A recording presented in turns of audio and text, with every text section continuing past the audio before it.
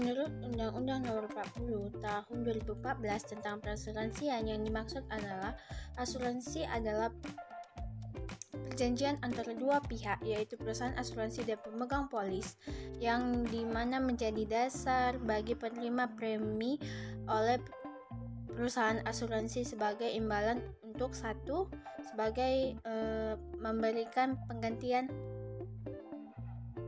kepada tertanggung atau pemegang polis karena kerugian, kerusakan, biaya yang timbul,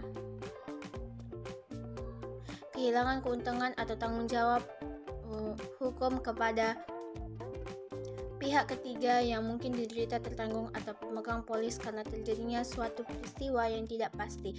Atau yang kedua itu sebagai memberikan pembayaran yang didasarkan pada meninggalnya tertanggung atau pembayaran yang didasarkan pada hidupnya yang tertanggung dengan manfaat yang besarnya telah ditetapkan dan atau didasarkan pada hasil perasuransian dana. Asuransi dapat dibagi menjadi dua asuransi, yaitu yang pertama asuransi konvensional, yang kedua asuransi syariah. Asuransi konvensional merupakan asuransi yang menggunakan sistem transfer of risk, di mana risiko dari pemegang polis diarahkan kepada perusahaan asuransi. Contoh dari perusahaan dari jenis asuransi ini adalah PT Prudential Life Assurances atau Prudential Indonesia. Salah satu produk layanannya adalah asuransi kesehatan. Kelebihan dari asuransi di perusahaan ini adalah yang pertama ada inner limit, di mana jika kita membeli asuransi kesehatan Prudential, maka kita akan mendapatkan manfaat inner limit atau yang biasa disebut limit pengganti. Inner limit yakni adalah pembatasan total tagihan rumah sakit setiap melakukan rawat inap di rumah sakit. Yang kedua, masa perlindungan lama. Dibandingkan dengan produk asuransi lain, Prudential memiliki kelebihan yakni memberikan masa perlindungan yang cukup lama, bisa mencapai 75 tahun. Yang ketiga, bisa melakukan pengobatan di luar negeri. Jika kita membeli asuransi Prudential ini, maka kita bisa melakukan pengobatan hingga ke luar negeri. Tapi kita bisa melakukannya di negara manapun, tetapi kecuali negara Jepang dan Kanada tidak bisa. Kekurangan dari asuransi perusahaan ini adalah satu, tidak mendapatkan apa-apa hingga masa asuransi habis. Kerugian ikut asuransi Prudential yang sering dikeluhkan oleh nasabah adalah tidak mendapatkan apa-apa hingga masa asuransi tersebut habis. Padahal nasabah selalu membayar secara rutin selama bertahun-tahun. Kedua, tidak mendapatkan keuntungan dari asuransi unit link. Kerugian yang sering dikeluhkan ataupun dialami oleh nasabah yang kedua itu adalah yakni tidak mendapatkan keuntungan dari asuransi unit link. Padahal nasabah sudah mengikuti unit link. Yang kedua yaitu asuransi syariah, di mana asuransi syariah adalah merupakan asuransi yang menggunakan prinsip sharing of risks, di mana risiko dari satu orang atau pihak dibebankan kepada seluruh orang atau pihak yang menjadi pemegang polis. Contoh dari perusahaan dari jenis asuransi ini adalah Asuransi Syariah Keluarga Indonesia atau ASYKI. Salah satu produk layanannya adalah Muawanah Keluarga. Kelebihan dari asuransi di perusahaan ini adalah satu, premi sangat terjangkau sehingga cocok bagi masyarakat yang memiliki kalangan ekonomi menengah ke bawah dan juga berpenghasilan rendah. Yang kedua itu prinsipnya sesuai dengan aturan Dewan Syariah Nasional Majelis Ulama Indonesia atau DSN MUI. Yang ketiga, pengelolaan dana kontribusi atau premi dari pembayaran nasabah bersifat transparan. Kekurangan dari asuransi di perusahaan ini adalah kecilnya jumlah keuntungan yang didapatkan. Yang Yang kedua, industri asuransi syariah dalam operasionalnya belum sepenuhnya siap untuk mengimbangi asuransi konvensional karena memang asuransi ini masih minim permodalan yang dimiliki.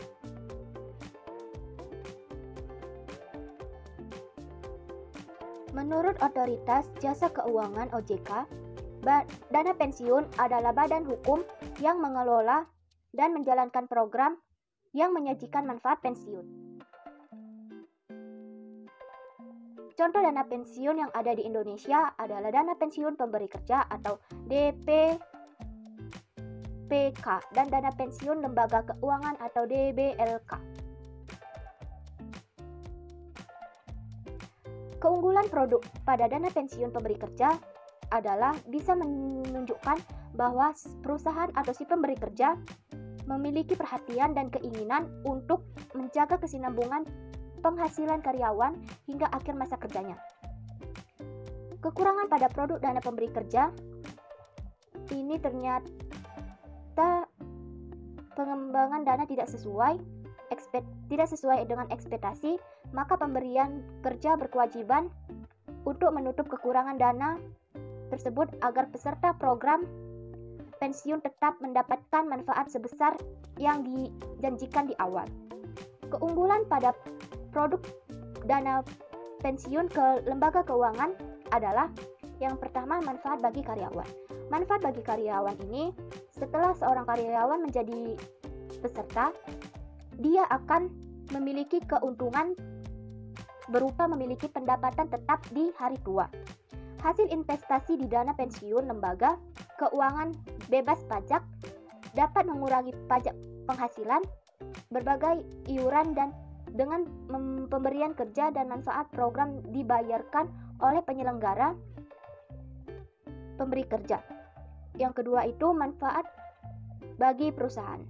Di sisi yang hampir sama, perusahaan telah menjadikan peserta DPLK mendapatkan beberapa keuntungan, antara lain tidak direpotkan dengan pengelolaan investasi untuk dana pensiun para karyawan lagi, dapat mengurangi pajak penghasilan badan atau PPh 25, besaran iuran yang fleksibel dapat disesuaikan dengan kondisi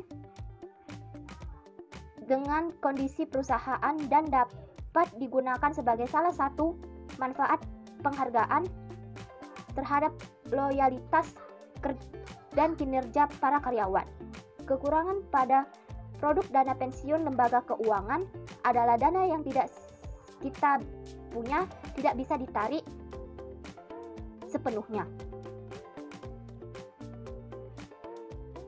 Dari keduanya, yang lebih menjamin prospek di masa depan adalah dana pensiun pemberi kerja atau DPPK.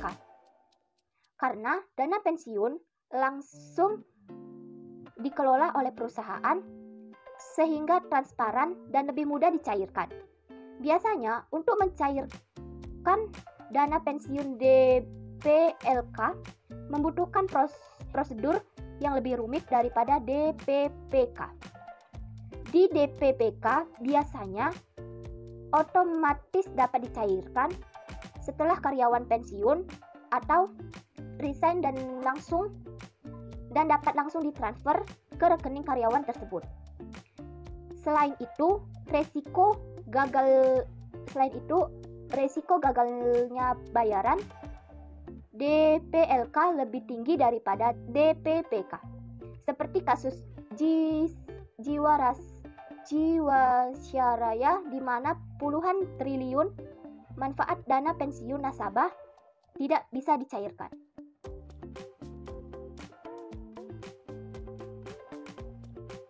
Berdasarkan OJK, lembaga pembiayaan adalah badan usaha yang melakukan kegiatan pembiayaan dalam bentuk penyediaan dana atau barang modal. Lembaga pembiayaan sendiri khusus didirikan untuk melakukan kegiatan usaha, sewa guna usaha, ajak piutang, pembiayaan konsumen, dan atau usaha kartu kredit. Contoh lembaga pembiayaan yang ada di Indonesia adalah 1. Perusahaan pembiayaan, yaitu badan usaha yang khusus didirikan untuk melakukan sewa guna usaha, pajak piutang, pembayaran konsumen, dan usaha kartu kredit. Produk perusahaan pembiayaan meliputi pembiayaan investasi, pembiayaan modal kerja, pembiayaan multiguna. 2. Perusahaan modal ventura, yaitu badan usaha yang melakukan usaha pembiayaan modal ke dalam suatu perusahaan yang menerima bantuan pembiayaan untuk jangka waktu tertentu. Sesuai kesepakatan, produk perusahaan modal ventura meliputi 1. Penyertaan saham langsung, 2. Obligasi konversi, 3. Pola bagi hasil atau partisipasi terbatas. Keunggulan perusahaan pembiayaan adalah 1. Cara pembayaran dapat diangsur. 2. Proses pembayaran dilakukan dengan prosedur yang mudah dan cepat. 3. Besaran bunga kepada konsumen dari pembiayaan kredit lebih terjangkau. 4. Masa waktu pelunasan pembelian lebih fleksibel. Kekurangan perusahaan pembiayaan adalah 1. Perusahaan pembiayaan akan memberikan denda bagi konsumen yang tidak membayar angsuran sesuai waktunya. 2. Jika konsumen tidak bisa melunasi kewajibannya, lembaga pembiayaan bisa melakukan penyitaan terhadap produk yang disepakati. Keunggulan perusahaan modal ventura adalah 1. Menjadi sumber dana bagi pelaku bisnis yang baru terlibat dalam dunia bisnis. 2. Bisa mendapat bantuan manajemen untuk memajukan perusahaan. 3.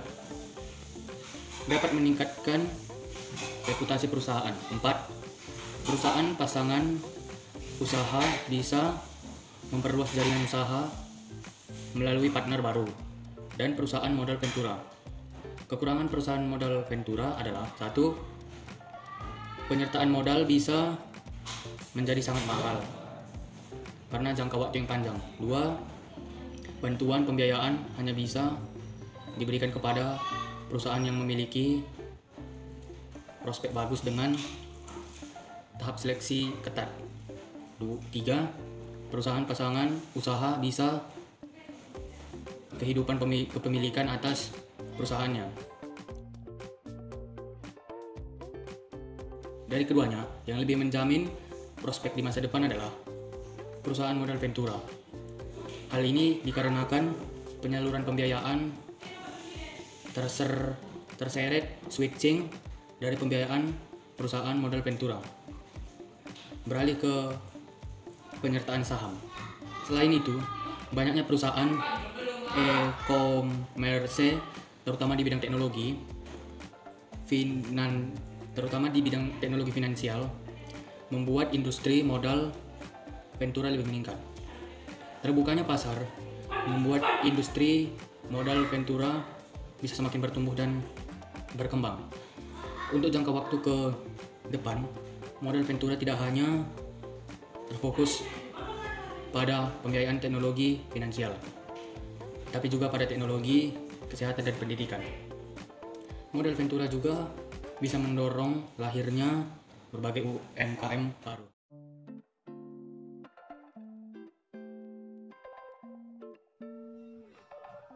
Berdasarkan Otoritas Jasa Keuangan atau OJK, lembaga jasa keuangan khusus adalah organisasi atau perusahaan yang dibentuk untuk melaksanakan tugas dan fungsi yang bersifat khusus.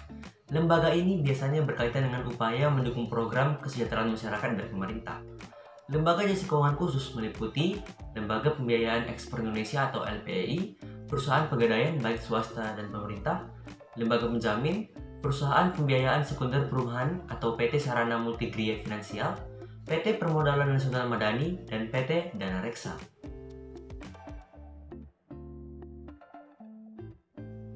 Masing-masing lembaga mempunyai tugas dan fungsi masing-masing. Yang pertama, LPEI atau Lembaga Pembiayaan Ekspor Indonesia. Tugas dan fungsinya adalah mendukung program ekspor nasional melalui pembiayaan ekspor nasional dalam bentuk pembiayaan dalam rangka menghasilkan barang dan jasa atau usaha lain yang menunjang ekspor.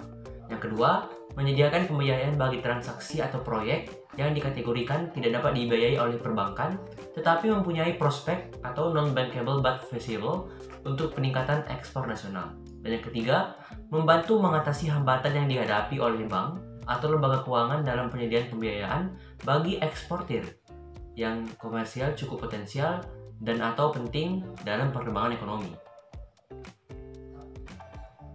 Yang kedua adalah PT Pegadaian.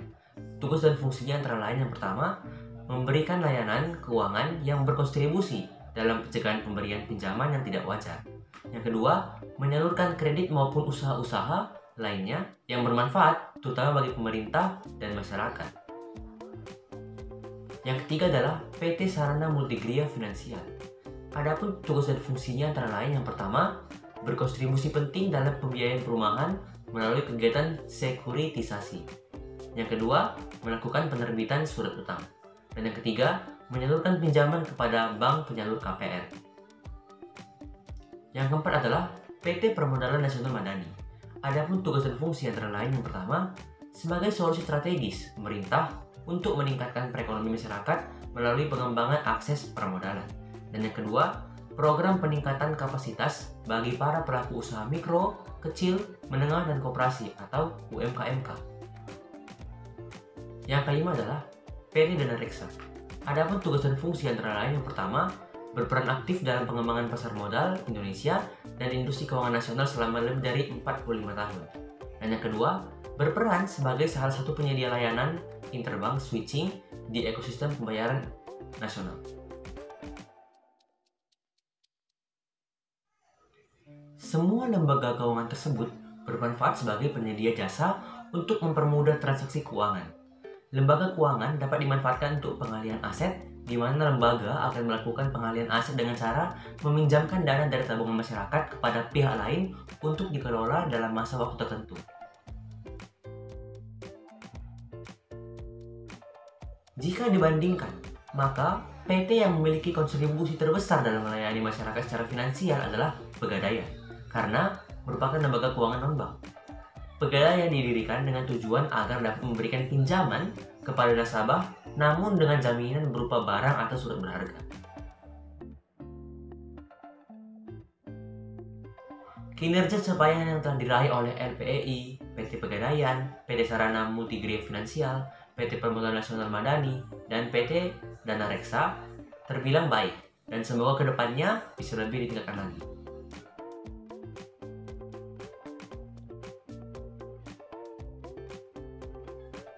Berdasarkan OJK, Lembaga Keuangan Mikro atau LKM adalah lembaga keuangan yang khusus didirikan untuk memberikan jasa pengembangan usaha dan pemberdayaan masyarakat, baik melalui pinjaman atau pembiayaan dalam usaha skala mikro kepada anggota dan masyarakat, pengelolaan simpanan, maupun pemberian jasa konsultasi pengembangan usaha yang tidak semata-mata mencari keuntungan.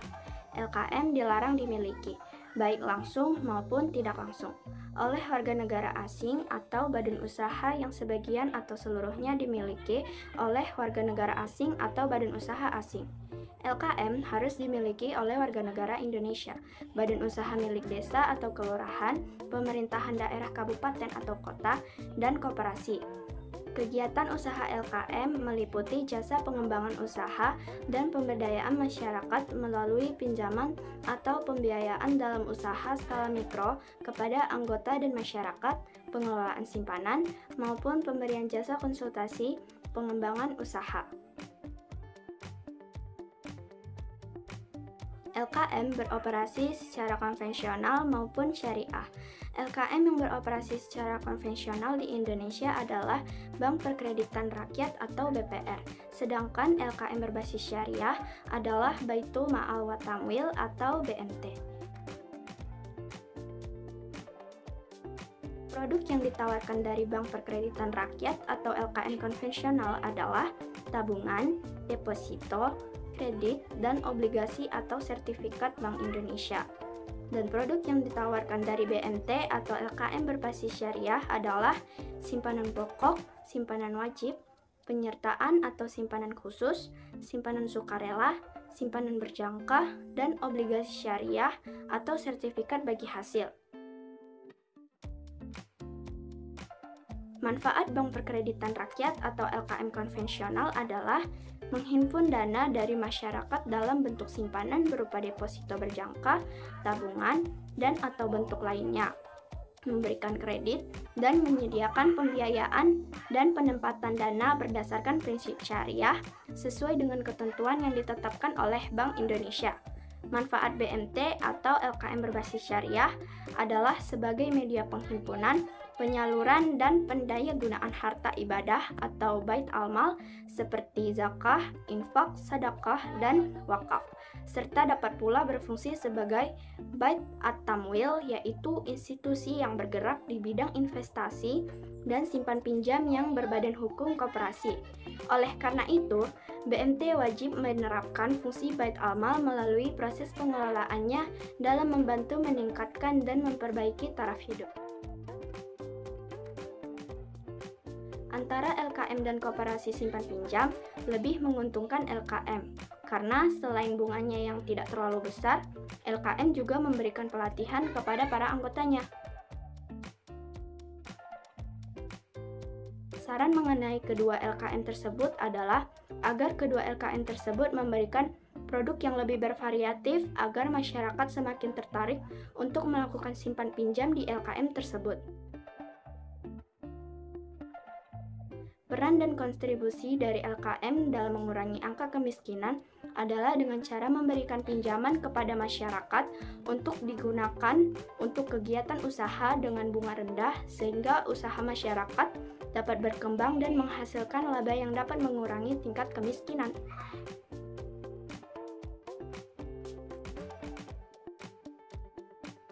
Financial Technology atau Fintech merupakan hasil gabungan antara jasa keuangan dengan teknologi yang akhirnya mengubah model bisnis dari konvensional menjadi modern. Yang awalnya dalam membayar harus bertatap muka dan membawa jumlah uang saku, kini dapat melakukan transaksi jarak jauh dengan melakukan pembayaran uang dalam hitungan detik saja.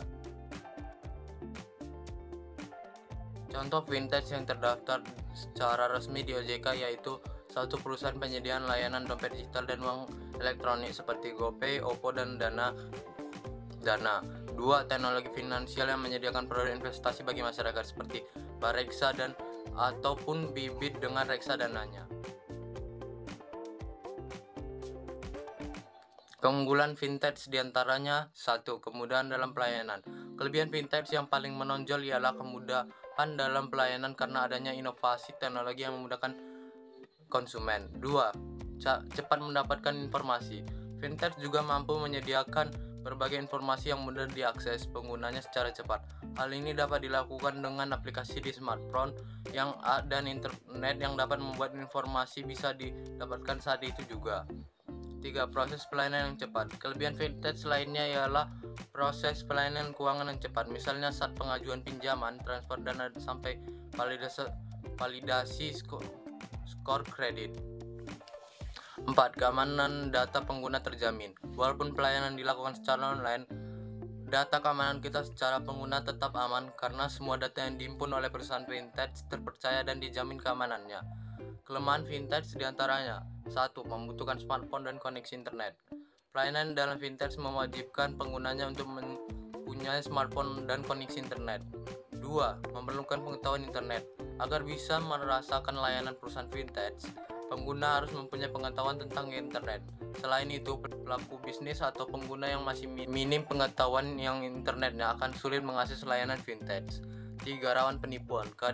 Kehadiran fintech juga rawan berpotensi penipuan, sehingga dibutuhkan ketelitian dan kejelian dalam memilih layanan yang dibutuhkan. Perbandingan layanan dari bank umum dan layanan fintech dapat dilihat dari segi 1. Kegiatan usaha. Bank umum menghimpun dana dari masyarakat, menyalurkan kredit dan pinjaman untuk koperasi, UMKM, konsumen, transaksi pembayaran dan menjual produk investasi. Sedangkan fintech menyediakan platform atau aplikasi yang menjadi perantara pemberi pinjaman dan menerima pinjaman untuk melakukan transaksi pinjam meminjam berdasarkan sistem elektronik. 2. Sumber dana. Sumber dana bank berasal dari deposito, tabungan, modal pemilik, giro, surat utang, dan penerbitan surat utang. Sedangkan sumber daya fintech berasal dari orang atau badan yang hukum yang mempunyai dana ingin meminjamkannya kepada pihak lain. 3. Pemberi pinjaman. Dalam bank, maka bank sendiri yang memberikan pinjaman kepada nasabah. Sedangkan dalam fintech, maka badan hukum atau orang pemilik dana yang memberikan pinjaman kepada nasabahnya. Pendapat kami tentang prediksi perkembangan fintech dalam kurun waktu 10 tahun mendatang adalah penggunaan teknologi digital dalam kehidupan telah mengubah perilaku manusia di berbagai aspek kehidupan. Contoh di bidang ekonomi, persaingan antara perbankan dan perusahaan fintech dalam menyediakan layanan keuangan akan semakin kencang.